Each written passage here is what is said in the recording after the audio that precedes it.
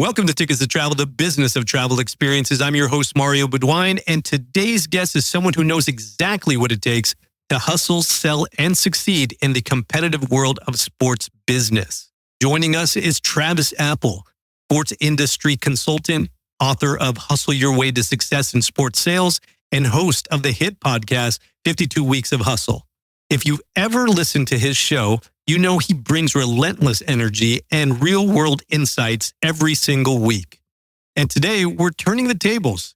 Travis is in the guest chair. Now, this guy's career touches nearly every corner of the industry, from ticketing and sponsorships to launching tourism departments for the Orlando Magic, Phoenix Suns, and Miami Marlins. He's worked for leagues, teams, and even tech companies in the ticketing space.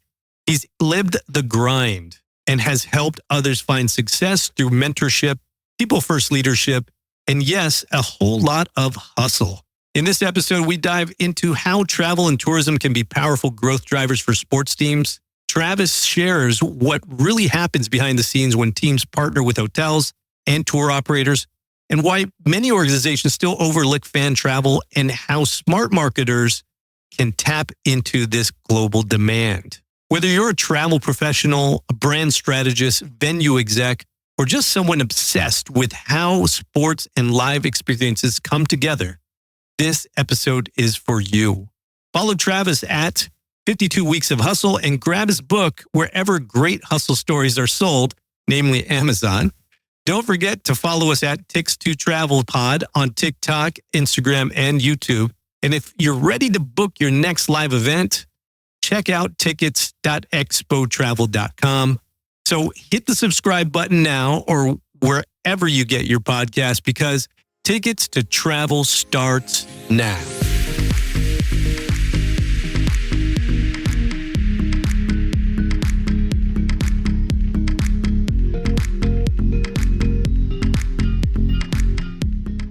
Welcome to Tickets to Travel, the business of travel experiences. I'm your host, Mario Bedwine, and today on the pod, we have Travis Apple. Travis, welcome to the pod. Thanks, Mario. Appreciate it. Excited for our conversation today. Is this a little odd? Usually you're the one doing all the interviewing. I know. It's always fun to be on the other side of the chair and think about, like, all right, I think this is what Mario is going to be thinking. Did I answer this well enough for Mario to say yes, or is he just shaking his head yes? No. I think you're an expert. That's why I wanted to actually switch the microphone and put it back on you. Yeah, well, here's the thing. You know, you've had a long career in sports, whether it be on the ticketing side. I'm sure you've still cruised the hills. You've done some sponsorship. You've done everything, even working with technology companies in ticketing as well. When was the first moment you said to yourself, I'm going to work in sports. I'm going to have a career in sports? Yeah, probably like everybody, I grew up playing a lot of sports and always being around it. And then, there's the realization of, hey, this probably isn't going to go full time. What can you do?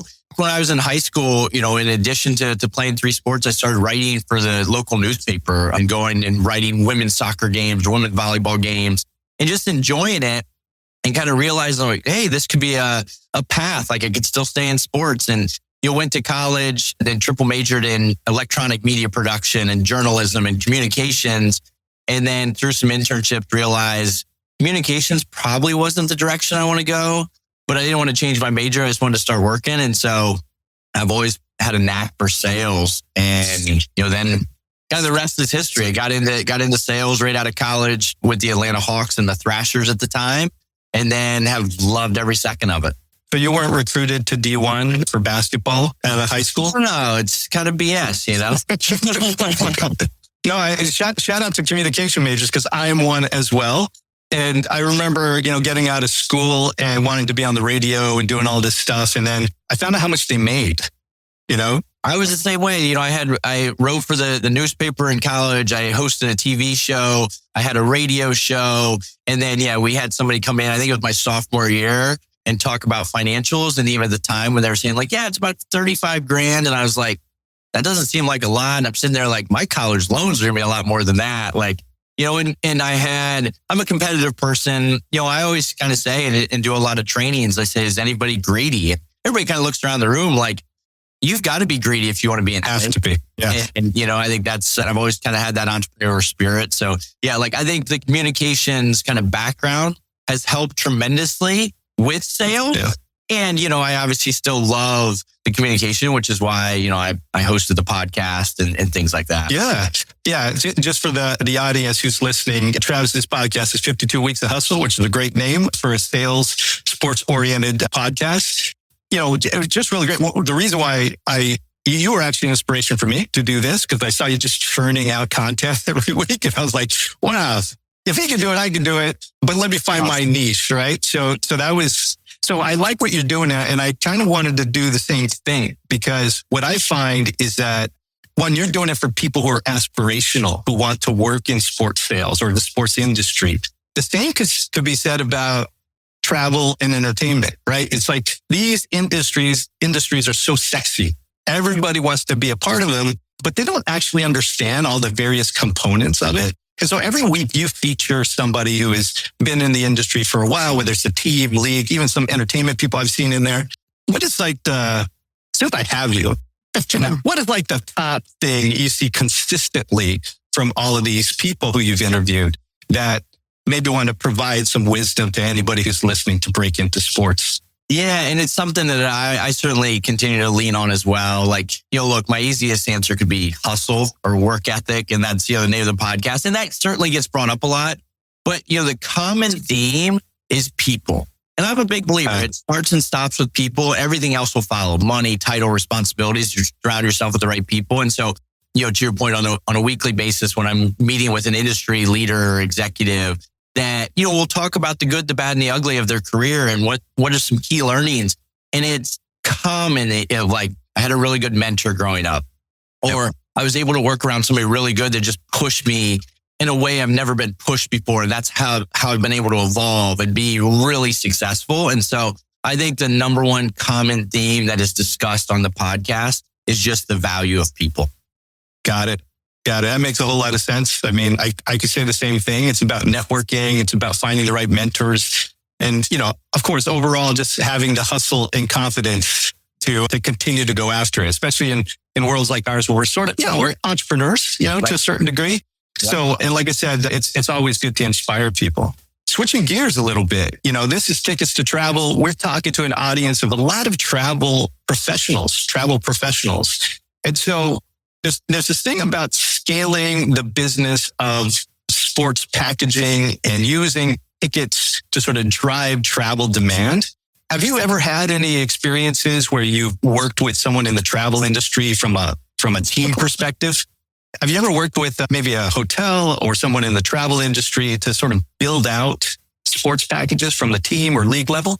Yeah. I'll go back and start out. Like, I remember I grew up in Ohio. And my grandparents didn't have a lot of money, but I remember driving to Detroit one time, and we were going to go to a Tigers game. And I was a huge Orioles fan, and the Orioles were in town. And I just remember, again, this is before internet, but literally, like, we stopped at like 3 or 4 different hotels till either my grandma found the price point. I was a little kid. What is the price point, or even availability? Right. And even going there, is the old atlas of like figuring out where we're going, and figuring out parking it.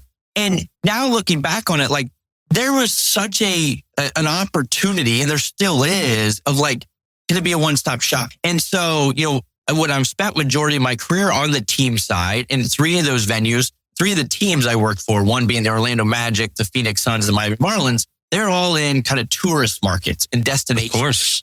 Yeah. And so, in Orlando, there was a tourism department when I first started, and we ended up growing that department by multiple people. When I went to Phoenix and in Miami, I started a tourism department from scratch.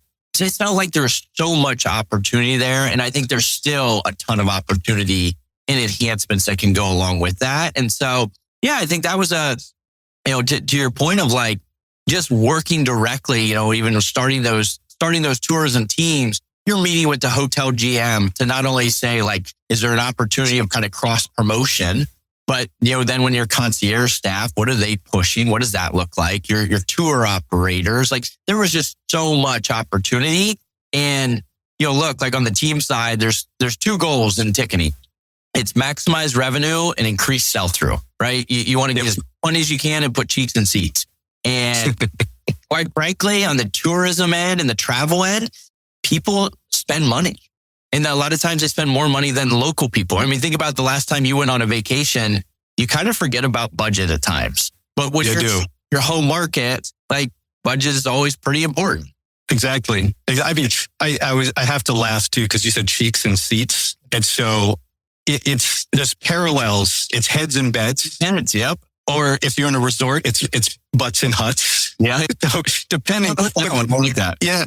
No, you can have that one. I think it's interesting because that's the thing that drew me to this sort of merging of tickets with travel, is that the metrics are similar in the way that they look at it, whether it's a stadium that has a certain amount of seats per section, or it's a hotel with different types of room types.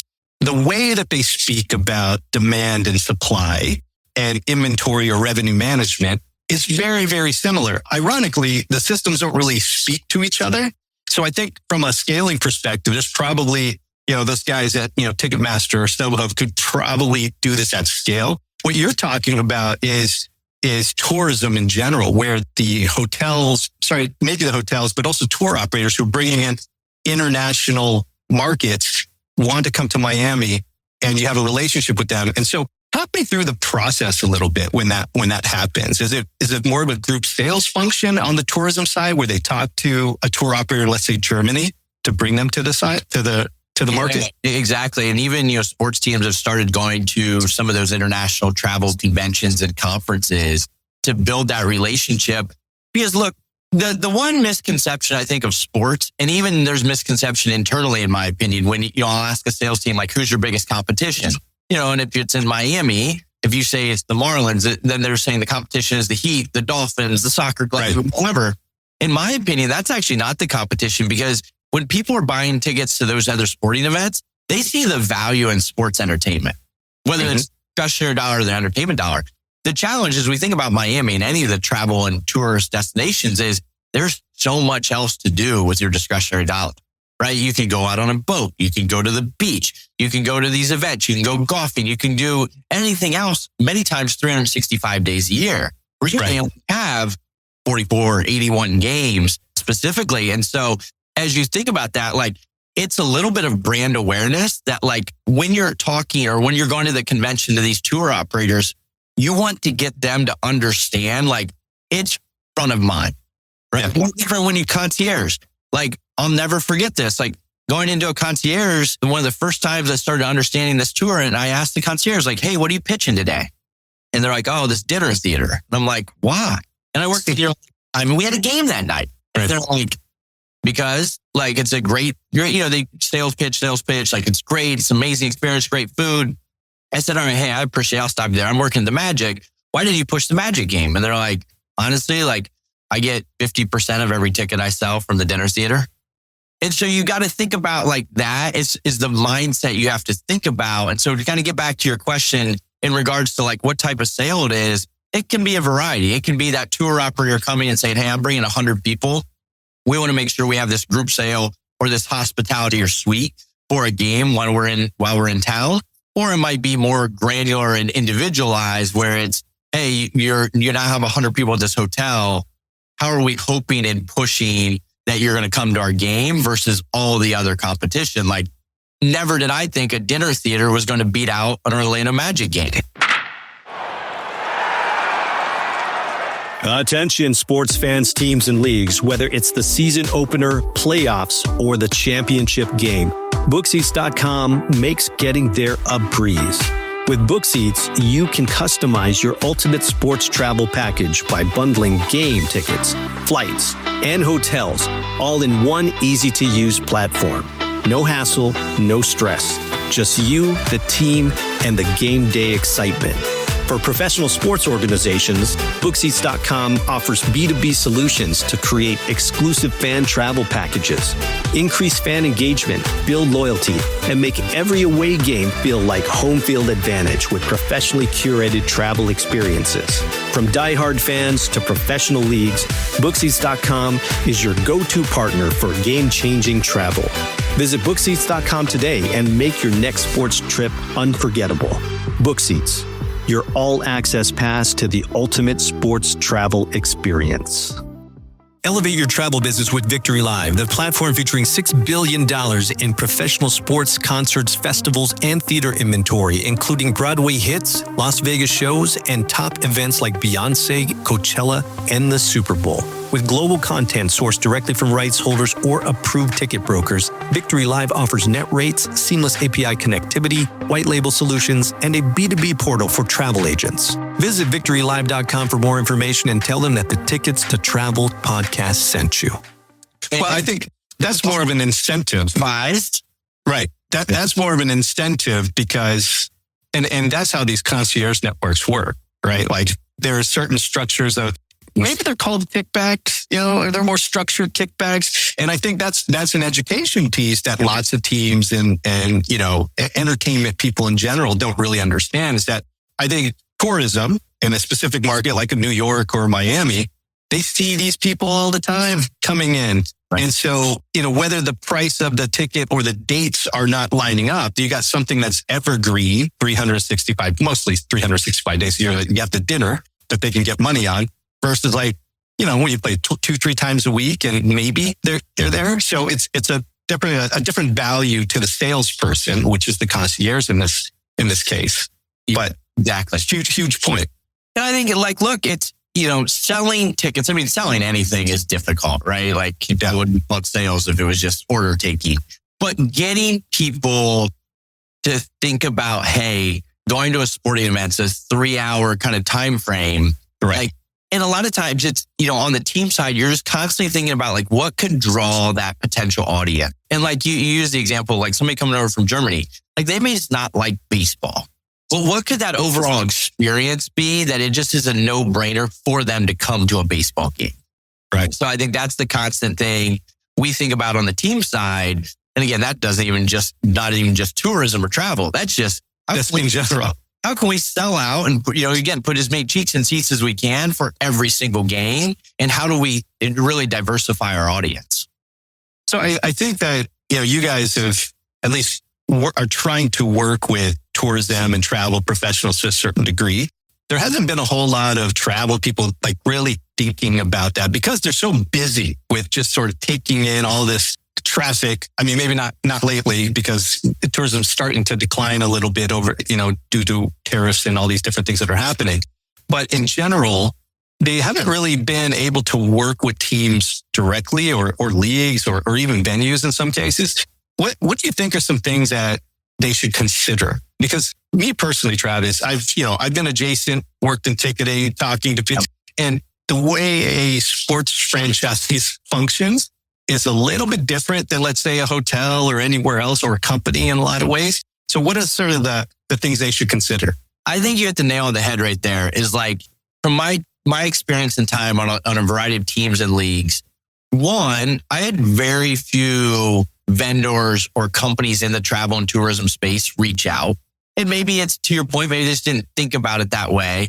Yeah. But the few that did, they came in, I felt fairly aggressive of I know your business. And I think that is something, it's no different when I meet with a hotel GM, you're the expert of it, your hotel and everything about it. I've never been in your chair. Having that mindset and mentality and, transparently, I think that's where I've been able to assist even in my own company of helping people understand because they've sat in their chair.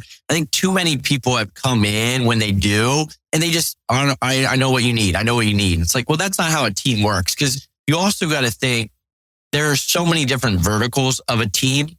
If I'm in that travel and tourism world, you may be talking to me, let's call it the head of ticketing, but you may want or need some marketing assets. Well, typically, I don't have the yay or nay power on that, right? You may need some sponsorship assets, things like that. And so understanding that there is quite a few decision makers within a sports team and in a tree. So I think one end, go in kind of 2 ears, 1 mouth for a reason. You do twice as much listening as you do talking. But I think just trying to understand their business, at the end of the day, the travel or tourism vendor, they have a value proposition. The team has a value proposition. What's your goal to get them to marry together? Is the big thing. There's just so many different nuances and things to think about when partnering with the sports team. It's typically not as easy as, hey, it's easy to call and say, I want to buy 30 tickets. But if you want a true partnership and not a transaction, you've just got to think about things a little bit differently.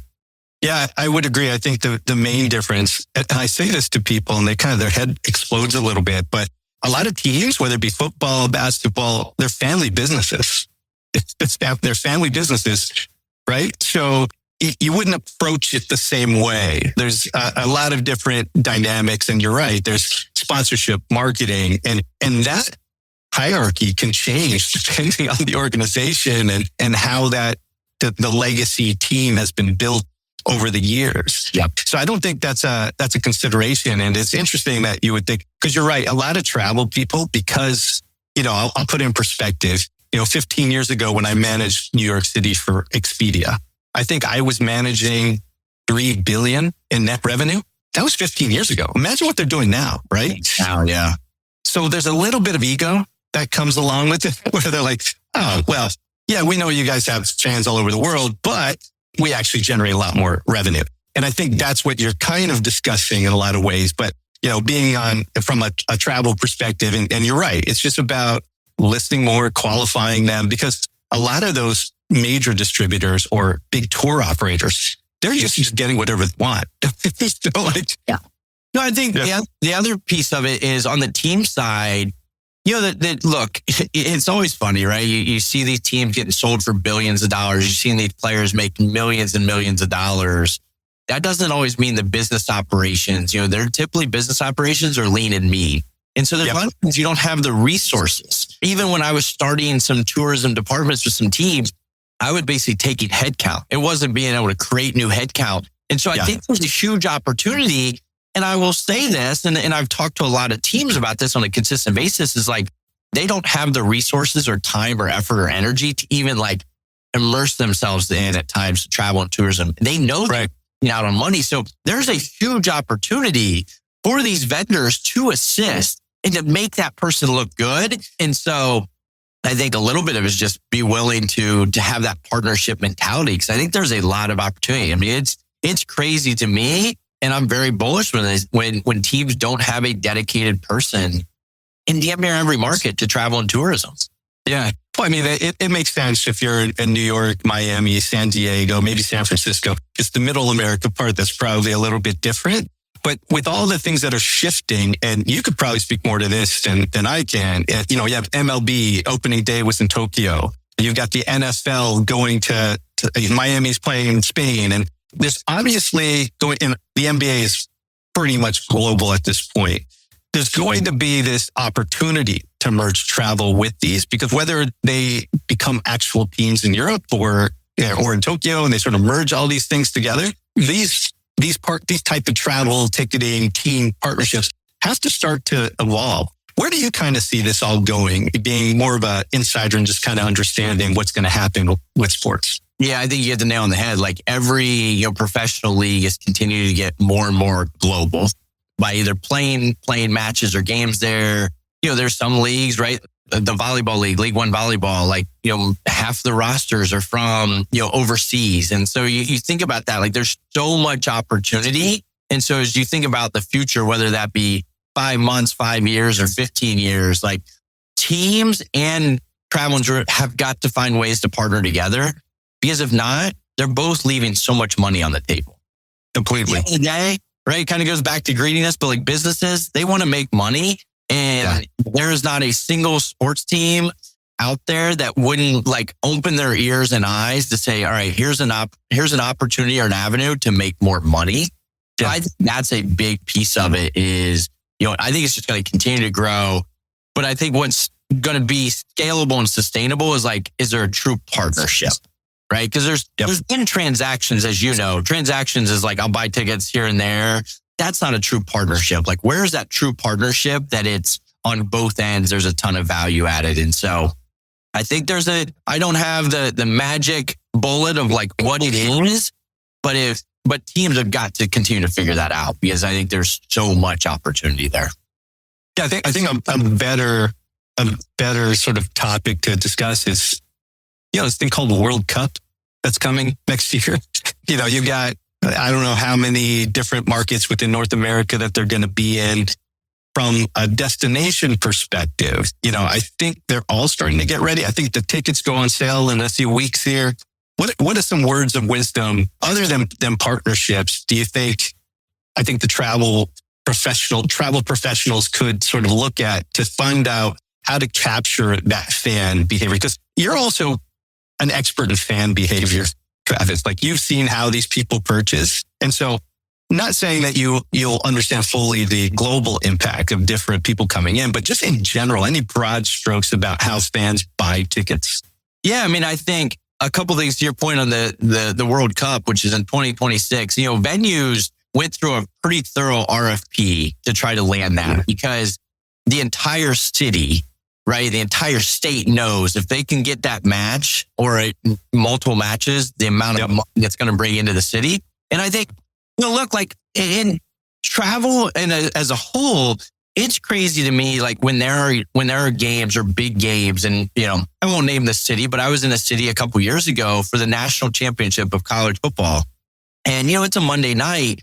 Well, typically in the restaurant industry, for example, like it's kind of a slow day on Mondays, so all these restaurants and bars were closed.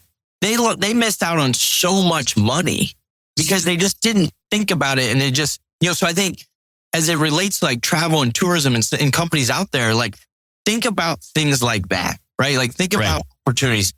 When it comes to the World Cup, like there are going to be a lot of people traveling. Many people, again, kind of back to that one-stop shop, they want to have their entire kind of agenda or itinerary mapped out when they book.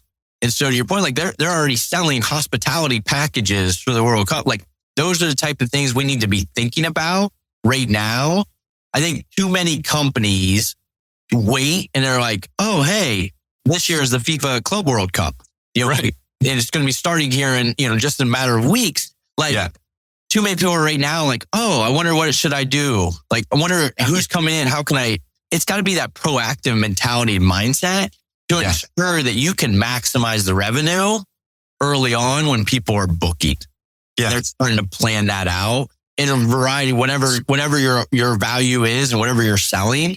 Can you get out in front of them now versus waiting till next July? Which is the irony, right? Because on the travel side, all you do is understand seasonality. You basically, you plan, you execute, and you report. And the issue here is that they don't consider a lot of live events as part of this. I think on a market level, they do to a certain extent. They understand that the Knicks are going to be playing, and when the schedule comes out, all those hotels around the Madison Square Garden are going to have to fluctuate their rates a little bit. Right. Yeah. But at the same time, they're not really looking at it because, again, I think it goes back to partnership, like to find those tour operators or find those companies that are going to be adjacent, who are going to manage all of these people who come through. Can be very challenging. Another time along those lines, like in a hotel, like I was at a pretty large sporting event. It was the World Series. And you go back to the hotel and it wasn't a clinching game. It was a World Series, but it was on a Sunday night and the hotel bar was closed. And you have all these fans and the visiting team won that game. You have all these fans, they're dying to like have some fun and spend money, and it's closed. And so I think and again, I know that's granular, but those are little things that you're not capturing some revenue that way. You're never going to see the bigger picture. Well, they're small things in the bigger scheme of things, but it's really easy to execute. Stay open. Stay up. I don't think those are things. I think, when people are, whether it be, again, the World Cup or any event, any live event, to your point, like as they're thinking about it, in the travel or tourism chair. And again, I don't claim to be an expert at that, but like, how are they engaging with that audience that is coming for maybe their main reason is come to that live event? What else can they partake in and be a part of? And they need to have all those accommodations. Well, I'll bump it up just a little bit more because we're kind of getting there. I had another show where I was talking to a buddy of mine who's been to several marathons, and he was talking about how at the hotel level or the destination level, they don't do a really good job with the sponsorship or the partnerships with certain brands to sort of accommodate runners. How do you think brands should think about fans I know it's broad and there's a lot of intricacy depending on what city and what type of sport it is. But like in general, back to sort of the fan behavior piece, like if I'm a credit card company, which I think they have that pretty much down, but like if I'm a consumer packaged goods company or something, like what are some ideas that a brand could take away about marketing to fans? And then if you've seen any cool activations, that would be also interesting. I'll tell you, like, one is a smaller example. So every year, my wife and I, and we have a little one, we do a turkey trot. So we're not big runners, but we'll do a turkey trot Thanksgiving morning. We live in Nashville.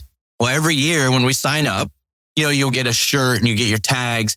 Your pickup is at a Dick's Sporting Goods.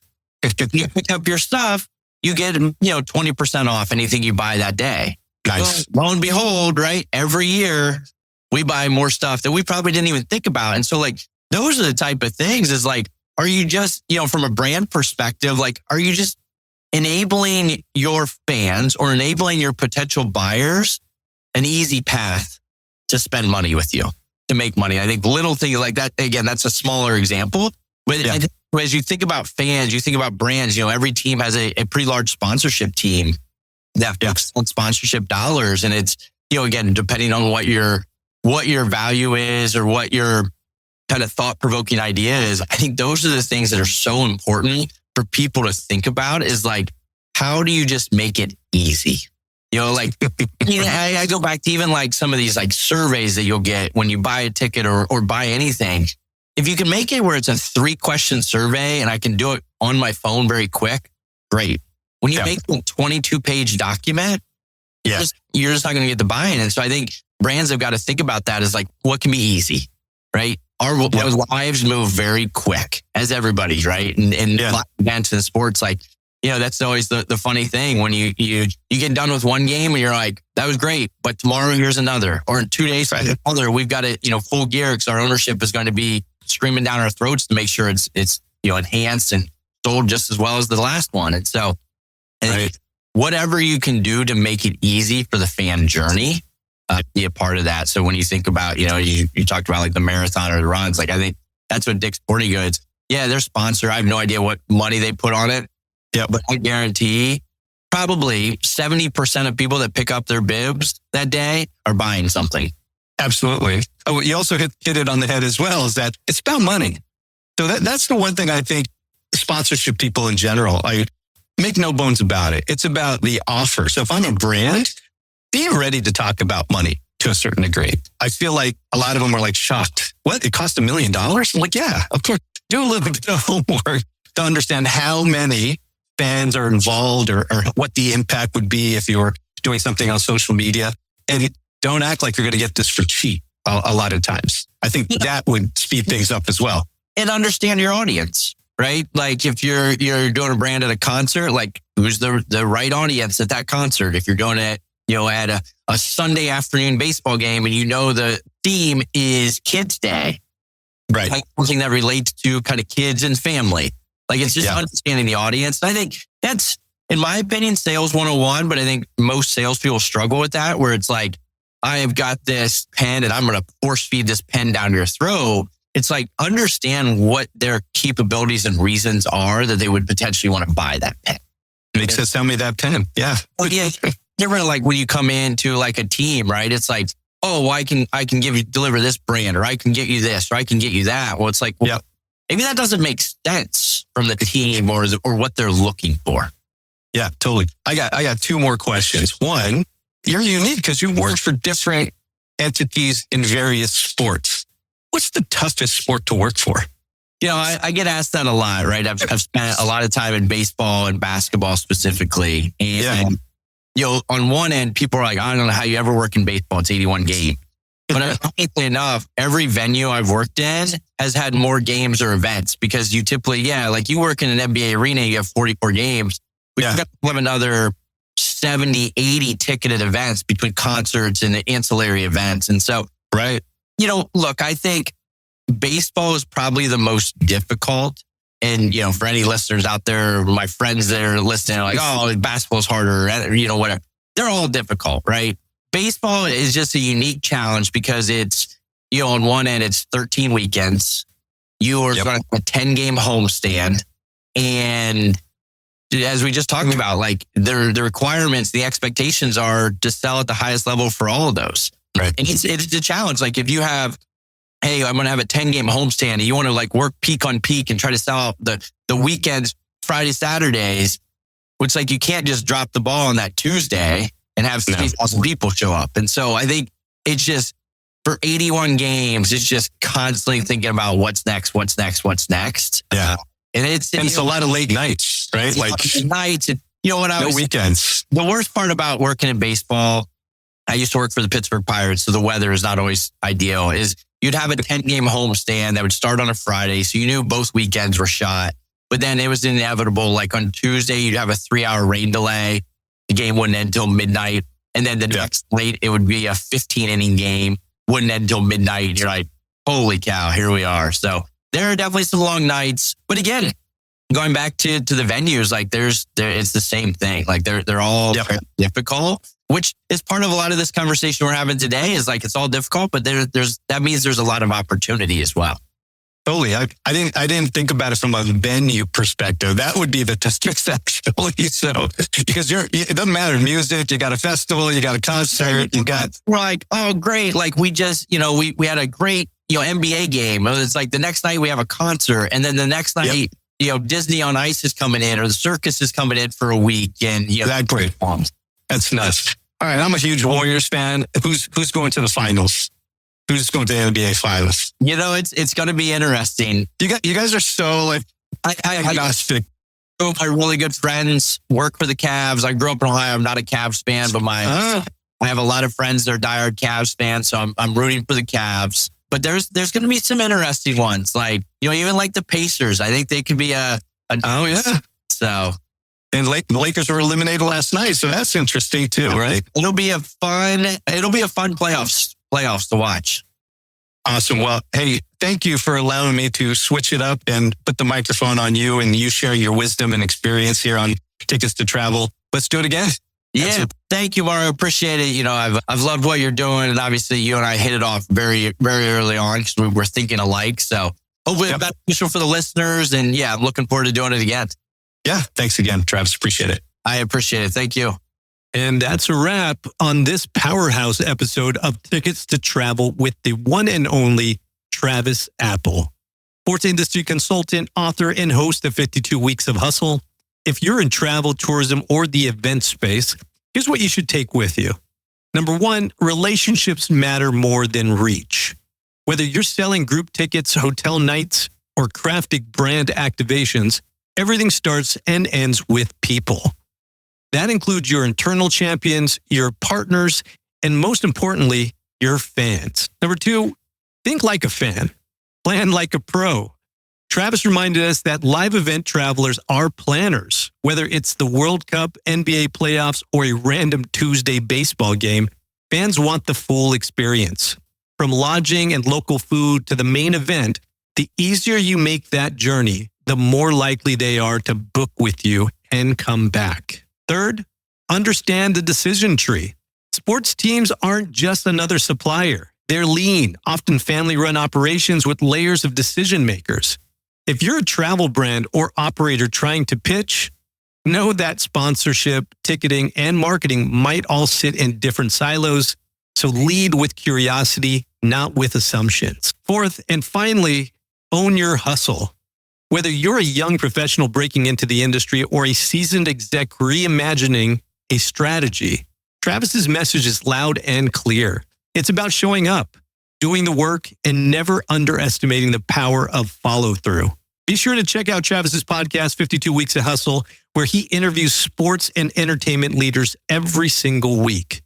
You'll walk away inspired and armed with actionable advice. I know I have. And don't forget to grab his book, Hustle Your Way to Success in Sports Sales, available now, online, or wherever you pick up your next great playbook. Follow us on TikTok, Instagram, and YouTube at Tix2TravelPod.